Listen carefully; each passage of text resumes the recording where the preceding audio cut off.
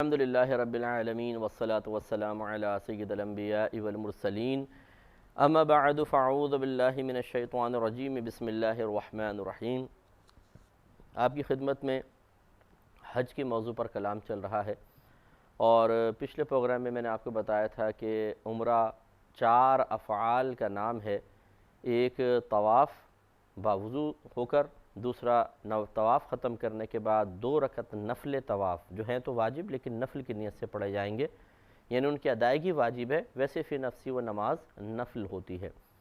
اس کے بعد پھر آپ آب زمزم نوش فرمائیں خوب ڈٹ کر، اور اس کے بعد ملتزم پر آ کر دعا مانگیں۔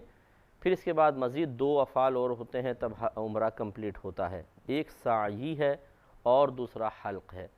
سعی کے لیے انسان پھر دوبارہ حجر اسود کے پاس آئے، یا حجر اسود کے پاس سے مراد یہ ہے کہ وہاں پر آ کر استلام کریں گے، اور پھر سعی کی نیت کریں گے کہ اللہ تعالیٰ میں تیری رضا کی خاطر سعی کرنا جا رہا ہوں، اس کو میری طرف سے قبول فرما لے۔ یعنی اس زبان سے کہنا ضروری نہیں ہے، دل میں چاہے بس آپ نیت کر لیں، اور پھر آپ صفا پہ پہنچیں گے۔ چونکہ صفا اور مروہ یہ خارج مسجد ہیں، لہذا جب ان کی حدود میں آپ داخل ہونے لگیں، مسجد کے دروازے سے باہر نکلنے لگیں، تو پھر الٹا قدم پہلے باہر نکالتے ہیں، یہ سنت کریمہ ہے۔ صفا سے آغاز ہوگا، مروہ تک 1 چکر ہو جائے گا، پھر مروہ سے صفا 2، پھر 3، 4، 5، 6 اور 7، 7واں جو ہے وہ پھر مروہ پر جا کر ختم ہوتا ہے۔ جب اس میں صفا سے آپ تھوڑا سا اوپر چڑھیں گے صفا کے اوپر، تو کعبۃ اللہ کی طرف آپ کا، اب تو خیر پلر وغیرہ بن گیا نظر نہیں آتا، ورنہ کعبۃ اللہ نظر آتا تھا پہلے، تو کعبۃ اللہ کی طرف رخ ہو کر دعا کریں، اور پھر صفا سے مروہ کی طرف روانہ ہو جائیں۔ تھوڑا آگے آدمی آرام سے چلے گا، پھر اس کے بعد آپ سائڈ پہ دیکھیے گا، ایک پلر یہاں ہے جیسے، اور ایک تھوڑا سا آگے ہے، ان دونوں پہ گرین لائٹس لگی ہوئی ہیں۔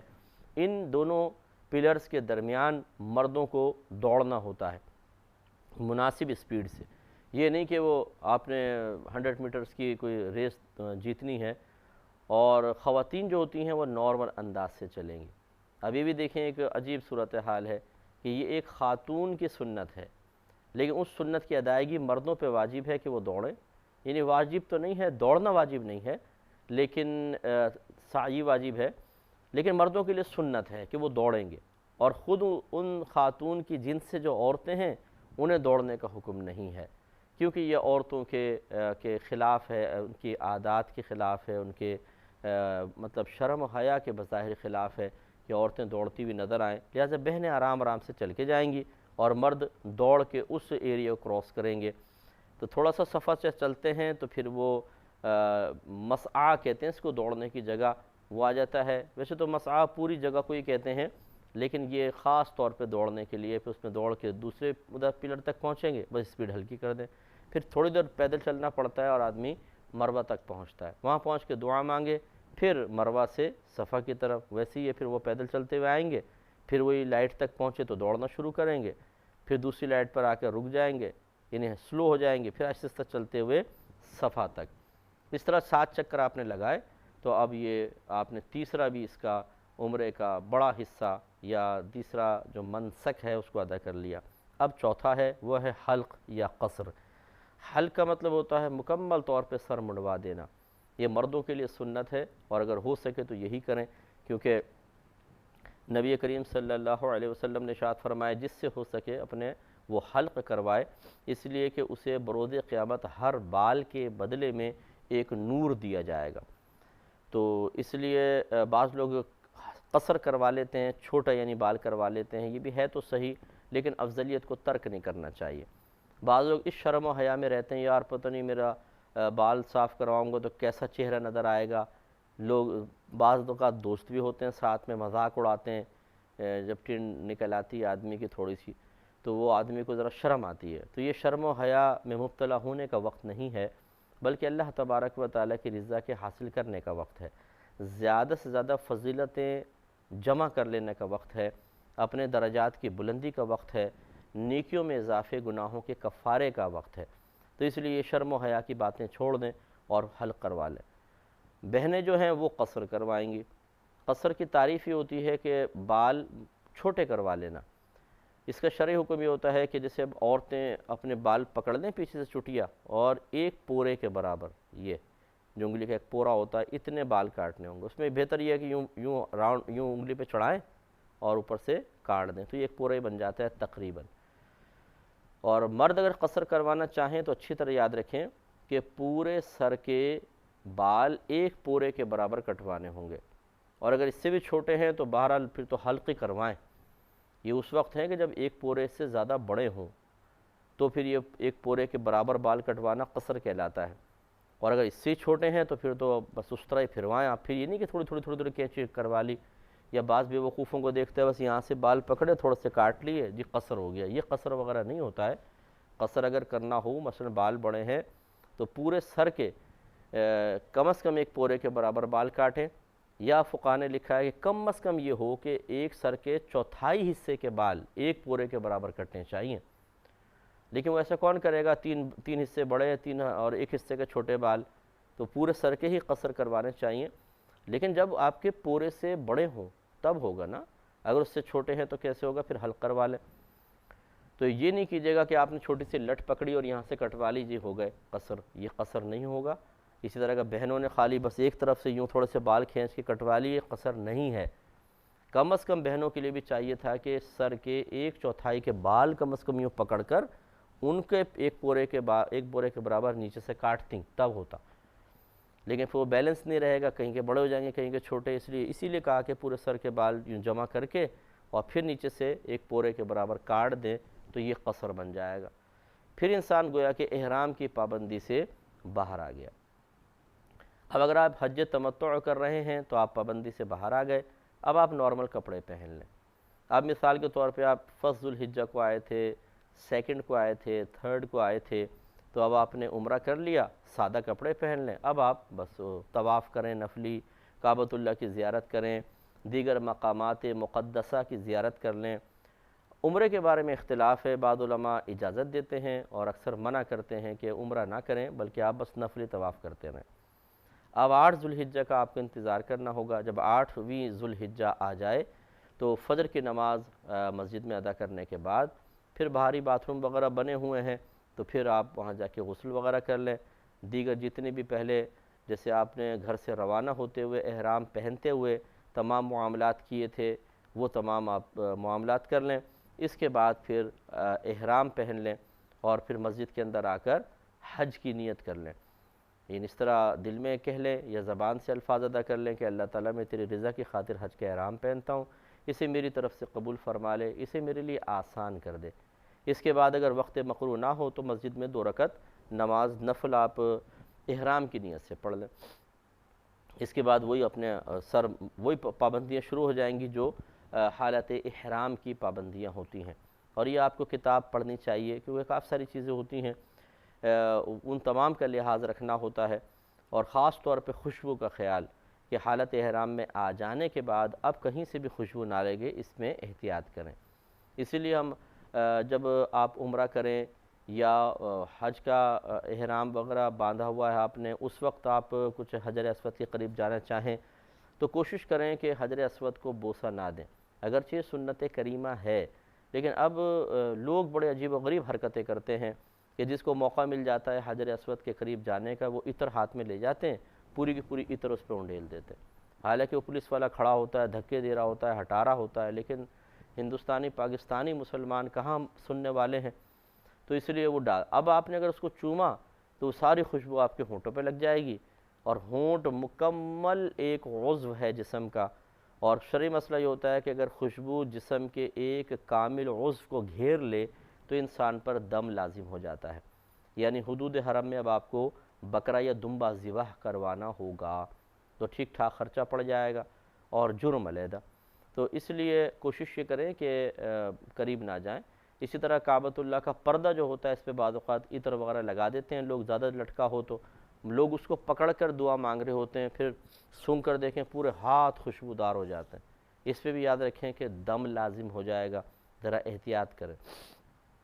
تو اس لیے آپ نے 8 ذو الحجہ کو مسجد میں ہی احرام پہنا اور احرام کی نیت کر لی. اب آپ آ گئے حج کے احرام میں. اب دیکھیں اگر آپ چاہیں تو یوں کر لیں کہ آپ ایک نفلی طواف کریں, یعنی 7 چکر نفلی طواف کی نیت سے, اور اس کے بعد حج کی سعی کی نیت سے سعی کر لیں جا کر، کیونکہ سعی طواف کے بعد ہی ہوتی ہے، تو نفلی طواف کے بعد کر لیں، اور حج کا احرام آپ نے پہنا ہی ہوا ہے تو یہ سعی ابھی آپ کر لیں۔ اس کا فائدہ یہ ہوگا کہ جب 10 ذوالحجہ کو آپ مینا میں قربانی وغیرہ کر لیں گے، حلق کروا لیں گے، تو پھر آپ کو طواف الزیارہ کے لیے آنا ہوگا، جو حج کا بڑا رکن ہے۔ اور 10 ذوالحجہ کو چونکہ سب لوگ ایک ہی شیطان کو کنکری مار کے قربانی وغیرہ کر کے طواف الزیارہ کرنے کے ارادے سے آ رہے ہوتے ہیں، اتنا رش ہوتا ہے، اتنا رش ہوتا ہے جس کی کوئی انتہا نہیں، تصور نہیں کر سکتا آدمی۔ اس وقت اگر آپ طواف کر کے سعی کرنے جائیں تو ایک تو طواف آزمائش، پھر سعی آزمائش۔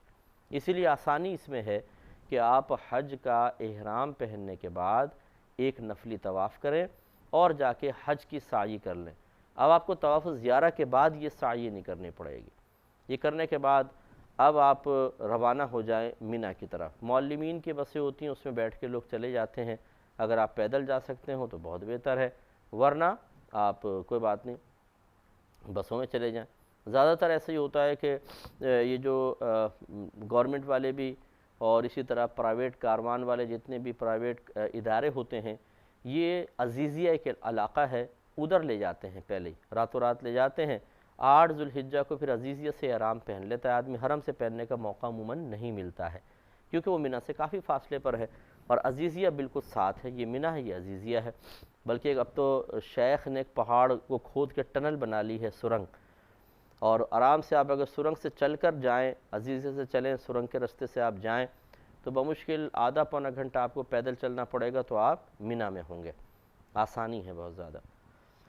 اور اگر آپ چاہیں تو پھر اپنے معلمین کے بسوں میں جائیں، اس میں یہ کہ رش بہت زیادہ ہوتا ہے، سلو چلتی ہیں، ٹائم زیادہ لگ جاتا ہے۔ بہرحال جیسے آپ مناسب سمجھے، ویسے پیدل جانا افضل ہوتا ہے۔ تو عزیزیہ سے آپ مینا تک پہنچ گئے 8 ذوالحجہ کو، پھر اب آپ نے فجر کی نماز اگر آپ کو موقع ملا تو آپ حرم میں پڑھیں، مسجد میں، نہیں تو عزیزیہ میں اپنے فلیٹ پہ پڑھ لیں آپ، یا قریب کے مسجد میں آپ نے پڑھ لی۔ اب آپ جائیں گے مینا، اور 8 ذوالحجہ ہے، ظہر، عصر، مغرب، عشاء، 4 نمازیں، پھر اگلے دن کی فجر، یہ 5 نمازیں آپ کو مینا میں ادا کرنی ہیں، سنت کریمہ ہے۔ اور ہمارے ہاں جو گورنمنٹ کے خیمے لگے ہوتے ہیں، جو گورنمنٹ والے لوگوں کو لے کے جاتے ہیں، میں نے تو اکثر یہی دیکھا ہے کہ وہ مینا میں ہوتے ہی نہیں، وہ لگے ہوتے ہیں مزدلفہ میں، بالکل یعنی مینا سے باہر، تو سنت ہی پوری کرنے کا موقع نہیں ملتا اکثر حجاج کو۔ تو کوئی بات نہیں، مینا کا جو یہ قیام ہے 5 نمازوں والا، یہ سنت ہے۔ اگر آپ کو بالفرض مزدلفہ میں خیمے لگا دیے گئے ہیں اور مینا کا آپ کا یہ اسٹے نہ ہو سکا تو کوئی دم وغیرہ لازم نہیں ہوگا، ہاں آپ فضیلت سے محروم ہو گئے، ایک سنت کی ادائیگی سے محروم ہوئے۔ تو اگر موقع ملے کوئی ایسا رشتہ دار وغیرہ ہو، ویسے تو اب یہ ہر شخص جو ہوتا ہے وہ اس کے الگ الگ پورشنز بنائے ہوئے ہیں، معلمین کے نمبر ہوتے ہیں، چیک کرتے ہیں، پھر وہ جانے دیتے ہیں، ویسے نہیں جانے دیتے۔ تو یوں تو کر نہیں سکتے کہ آپ کسی کے خیمے میں گھس جائیں، ہاں یہ کر سکتے ہیں آپ کے وہاں پر مطلب کہیں روڈ پہ بیٹھ جائیں، کہیں فٹ پاتھ پہ بیٹھ جائیں، اس طرح گزارا کر لیں۔ اکیلا آدمی تو کر سکتا ہے، تو اس طرح مینا کا قیام آپ کو ملے گا۔ 5 نمازیں وہیں پڑھنی ہیں۔